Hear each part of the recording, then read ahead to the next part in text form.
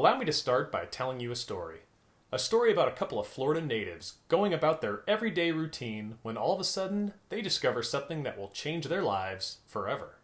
Something that'll introduce them to the transformative power art can have on our society. This story starts with Sarah and Soda. One day, Sarah and Soda were out for a walk along the bayfront. It was a beautiful day with a breeze in the air. In fact, it was so beautiful out that their walk took them over the Ringling Bridge. They journeyed through the palm trees that line the coast and past gigantic statues that decorate the mainland. As the two continued their walk, they came to an entrance to a park. Sarah and Soda's next step would change their lives forever, for it was here that they discover the Embracing Our Differences exhibit. The Embracing Our Differences, or EOD for short, International Art Exhibit, is located annually in Sarasota's Bayfront Park. This juried show consists of 50 billboard-sized works selected from over 16,000 submissions. And it is this initiative that brings me here today. Hello, my name is Brooks Tracy, and I'm a Sarasota art teacher and artist. The characters that I just shared with you were actually a part of a piece of art that I had selected to be included in the 2019 Embracing Our Differences exhibition. I have personally had 3 of my own artworks selected to be a part of the EOD show, and I've had 6 of my own talented students' works of art selected as well. What I'm going to share with you today are some tips and tricks that I have gathered over my years of implementing Embracing Our Differences into my classroom. These tips and tricks will cover the introduction process, the planning process, and the creation process. By the end of this video, you should have all of the tools necessary to implement your own EOD lesson or to begin creating your own piece of art for submission. So without further ado, let's get started. Whenever I begin an Embracing Our Differences lesson with my students, the very first thing that I want to make sure I do is to familiarize them with what EOD is all about. The way I do this is by using the Embracing Our Differences website. This is an outstanding tool, and I highly recommend before you create your own lesson or before you begin to create your own work of art, you check it out. There are a multitude of great resources, including a gallery page, which we'll be getting to in a little bit. Once I've introduced this website and what the show is all about to them, I like my students to come up with their own definition of embracing our differences. The way I do this is I present them with a piece of paper with 2 words on it: embrace and differences. I ask them to independently write down their own definitions of the word embrace and differences. I then ask them to take those 2 definitions and to create a singular sentence combining the 2 definitions. As a result, they end up getting their own mission statement of what embracing our differences means to them. This is an important step because it helps personalize the show for the students, and it helps them to begin thinking of what some concepts, ideas, or topics they might want to do their artwork on. The next step is to use the Galleries tab that I just told you about. The reason why I use this tab is because it has every single work of art that has ever been included in the EOD show cataloged by year. I ask my students to go to this page and to select a year. From here, I ask them to simply find 3 works of art that are their favorite. The whole reason why I do this first is to just get my students looking through the art catalog to see what some examples are of past selected works. Once they've selected their 3 favorites, I ask them to simply write down the name of the pieces and the description of why they selected them. After they've done this, I ask them to go to another year's show. From here, I ask them to find 3 works of art that best fit the description they just gave of embracing our differences. Once they find these 3 pieces, I again ask them to write down the title and a description of why they think those 3 works of art really represent embracing our differences. The final 2 items that I like my students to look for when they're looking through the galleries are theme and subject. I first give them a brief description of what a theme is and what a subject is. I then ask them to go through as many shows as they can and try to compile a list of all the different themes they see being represented and all the different subjects that they see being represented. This is once again a great way to introduce the show for them because it begins to stimulate some ideas of what maybe they would want to create their piece about. After looking at all of these beautiful pieces of art that have been selected to be a part of past shows, I then like to go over all of the requirements that I have for my students' work. I'm going to put these up on the screen now, and these are both the combination of embracing our differences submission guidelines and some requirements I have simply come up with over the years. The first is that the artwork must be horizontal. The second is I like my students to consider all of the elements and principles of art when designing their image.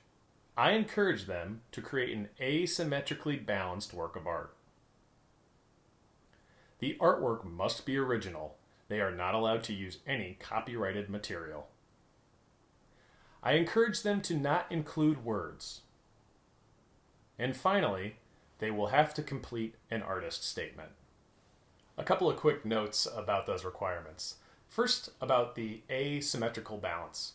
I simply make this a requirement because I find that it makes for a much more engaging composition than one that is symmetrical right down the middle. Also about no words. As you go through the show, you'll see that there are works of art that have words included in them. I encourage my students to create a work of art that can speak for itself. I want it to be about the image telling the story and not about text having to tell it for them. Now we get to create some artwork. Now, not the final one just yet. This is still the planning process. I ask my students to come up with 4 different concepts.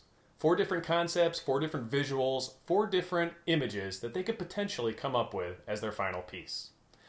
The reason why I like them to do 4 different concepts is because I've been amazed to find how the student's first impression might be a little bit more simple or might be very repetitive of another work that's in the show. And by the time they start to get to their second, third, or maybe even fourth idea, you really start to see a lot of originality and creativity start to come out of the students. Now it's time for some accountable talk. In my classroom, my students sit at tables in groups of 4. I have the students, one at a time, share their artwork that they have created with their other 3 table mates, as you can see in this picture right here. Once a student has presented all 4 of their concepts to their 3 table mates, I ask the table mates to go around and give some encouraging remarks about the student's work and begin to ask some questions using the elements and principles of design. Maybe asking about the student's layout, maybe asking if they've thought about what color they might want to use for the piece. Once that's complete, I ask the student to determine which piece they think is the strongest based off of their opinion and the opinions of the other 3 table mates. Once they have finally solidified what their idea and concept's going to be, now it's time to really enhance the layout of that piece of art. I ask my students to draw their final concept in 2 different ways. This can be with the same colors, it can be with the same imagery, however, maybe laying it out differently.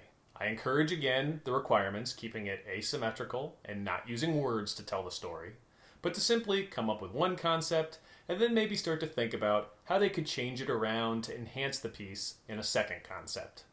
It helps to share this with their fellow table mates again, as once again, getting some feedback from some new set of eyes really helps to enhance a piece of artwork. Here's an example to show you how this step can be beneficial. I've taken a piece of artwork that was selected to be a part of a past Embracing Our Differences show. On the top, there's one layout, and on the bottom, there's another layout. As you can see, the characters are somewhat arranged in the same way, and the colors are still the same. The overall subject matter is also unchanged. However, I really want you to look at the difference in the layouts. As you can see in the top piece, the magnet is on the left. On the bottom piece, the magnet is on the right.